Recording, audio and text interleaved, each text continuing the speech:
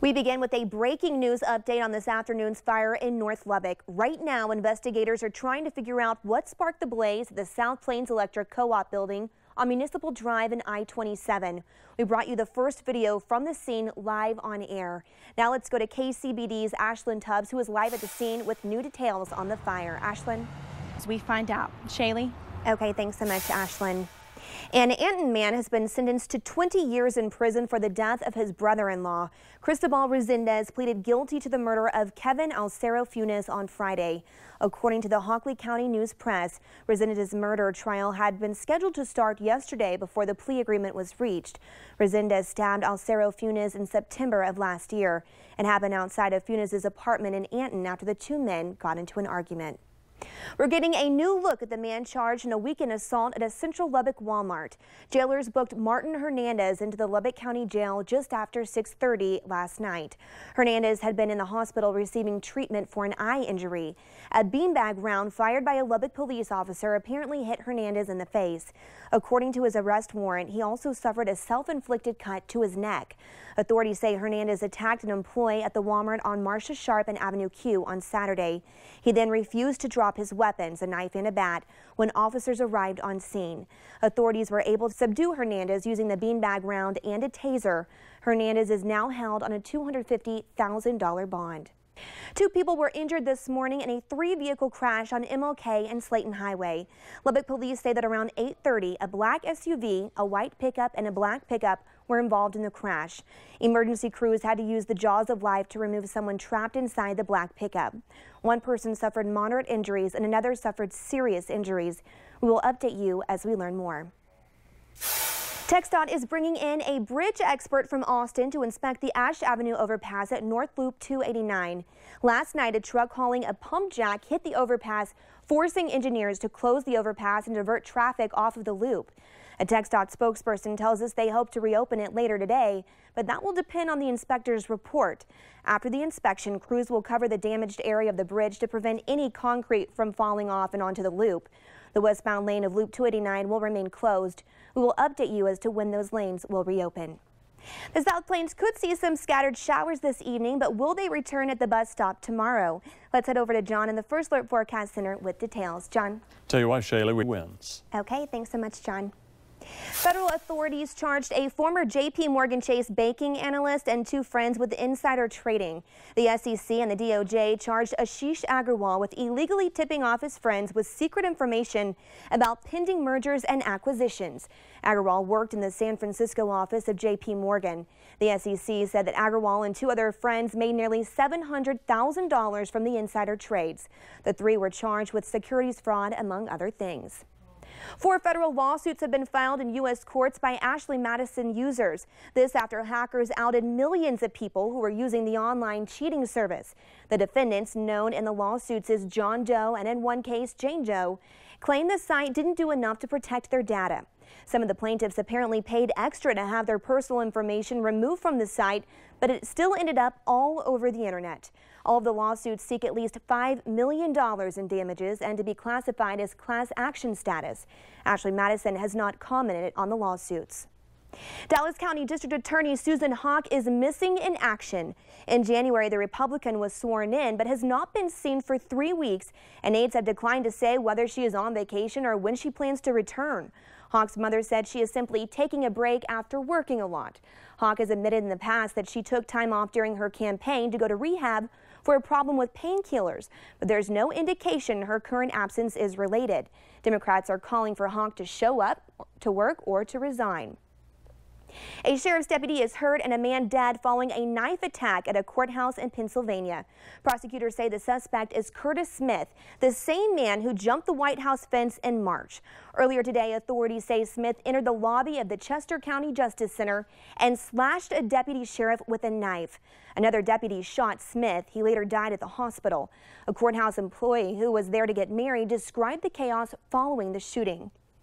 People come running and say there's a shooting. We lock down in my office.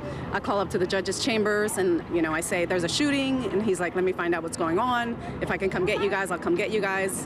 And he was able to come down through a special elevator, take us upstairs, and marry us. The injured deputy was taken to the hospital and is reportedly in stable condition. The Justice Center was evacuated and is closed for the rest of the day.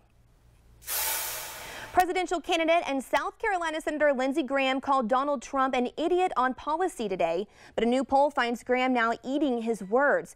According to Monmouth University's survey, Donald Trump is leading among South Carolina Republicans with 30% support, followed by retired neurosurgeon Ben Carson at 15%. South Carolina Senator Lindsey Graham is well behind Trump at 4%. Graham told CNN that if Trump were to come to South Carolina, he would, quote, beat his brains out. Trump tweeted, "You just got 4 points in your home state of South Carolina, far better than 0 nationally. You're only 26 points behind me." A senior Democratic source says President Obama has given Vice President Joe Biden his blessing to run for president in 2016. The two had lunch at the White House yesterday, and the source says Obama made clear he wouldn't counsel Biden against running. Biden also met with top Obama advisors, according to people familiar with the discussion. A Biden spokeswoman dismissed the reports, saying they were mere speculation, adding, quote, "This lunch was a private meeting between two people, the president and the vice president." Coming up later on KCBD at 4, what could your fantasy football league end up costing your employer? We have that answer coming up. And later, John will have an updated look at your first alert forecast. But first, one family is feeling the high price of a police chase. You're watching KCBD at 4. A high-speed police chase in Chicago has ended in a deadly crash. Police say the 66-year-old father of 4 was working on his stalled car just a block away from his home around 7:30 last night. That's when police say he was struck by the suspect vehicle in a police chase. The man was rushed to the hospital where he later died. He was my uncle and my father. You know, he took up everything. Him and my dad was close. He taught me everything other than, he taught me everything that I didn't learn from my father that I wanted to learn. At least 4 other innocent bystanders were injured. The 26-year-old driver is now in custody. Now there's a high-tech tool that could be a game changer when it comes to these high-speed police chases. Police shoot a GPS tracker at the suspect's car, then break away. But does it really work? Here's NBC's Jeff Rosen. The company that makes it, Star Chase, says this technology can save lives. It's already in place in more than 20 police departments from Florida to Arizona to right here in Texas. They say there are more to come this year. Toyota says it's testing potential alternatives to Takata airbag inflators. The company says it's testing parts made by 2 other companies following the recall of millions of Takata airbags. Those airbags have been linked to 8 deaths, more than 100 injuries, and are the subject of the largest auto recall ever.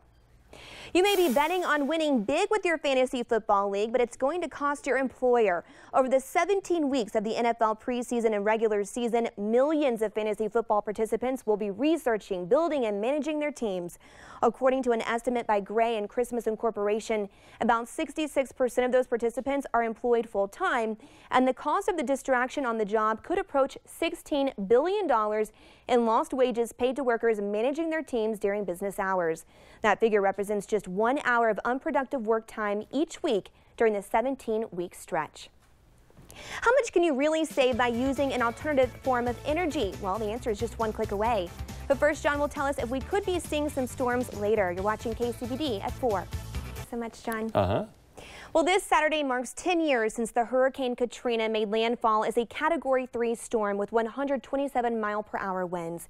As you know, there was severe flooding damage in New Orleans, Louisiana, and across the Gulf Coast.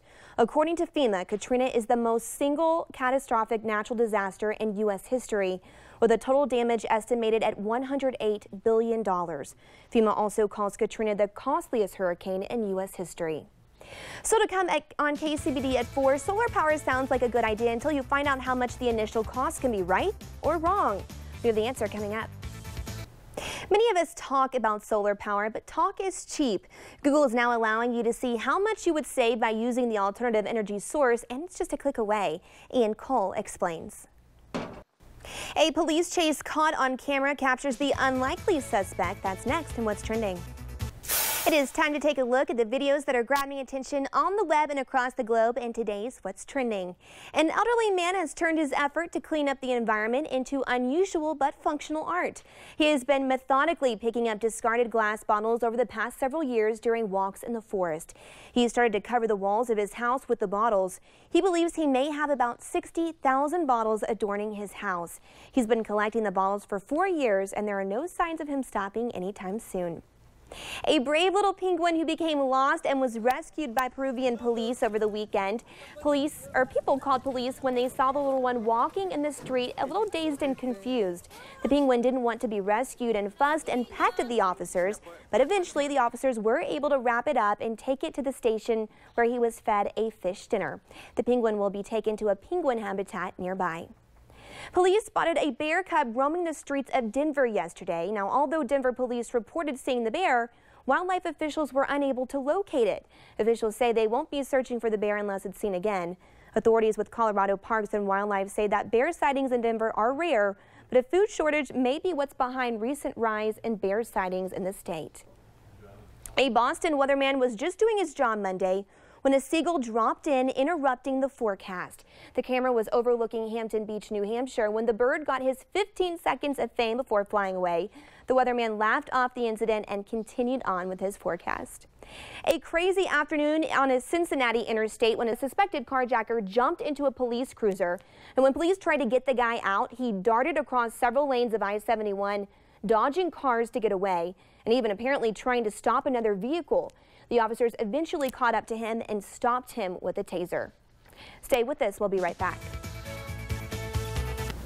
John has a final look at our forecast. We'll check Doppler first here, Shaley, and we're just going to show folks a little shower activity in the region drifting south. Most of these are weakening. We hope you get some rain. If you do, let us know any measurable rainfall amounts. As you look ahead in the 7-day numbers, check how it's shaping up. Look at those readings. Mid-90s, dipping a little bit Friday and Saturday, then back in the 90s. Not a lot of change after we get past Wednesday and Thursday. Those are going to be our hottest days, and maybe a chance of some storms firing up late Thursday and continuing through Friday afternoon, Friday night. I know there's some football games coming up this weekend, at least Friday, I think. Okay, so we'll keep our eye on that. Thanks so much, John, and thank you for joining us. We'll see you right back here for the news at 5.